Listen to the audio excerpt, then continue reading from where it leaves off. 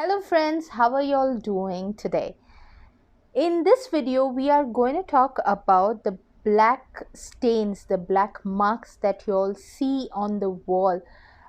Usually this happens is when you try moving, say suppose your sofa is touching the wall or a chair of yours, metal chair touching the wall.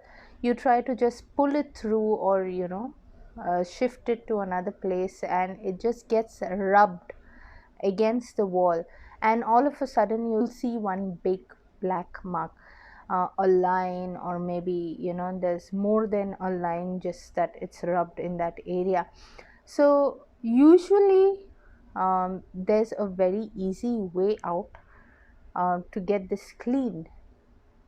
I'll show you both the ways. One is easy and one is not difficult, but it is a little time consuming. You have a look at both and let me know which y'all felt was suitable or which y'all feel will be suitable to be used, depending on what kind or how dark or deep is the mark or the stain on your wall. So stay with me.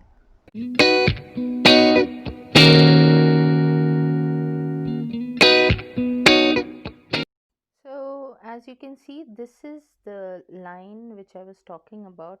Now here what I'm doing is just with a little wet cloth on the side, I am trying to rub the stain off the line, and as you can see, it goes off very easily. Now this is very good if the stain is too dark and doesn't go off easily. It's a very good method to use.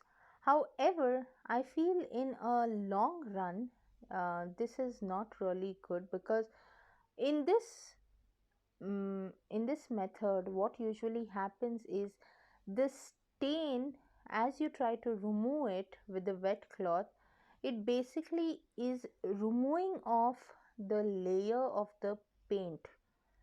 Because you're scrubbing it with a wet cloth, it basically is just removing off that much area of the paint where you're rubbing with a wet or a damp cloth.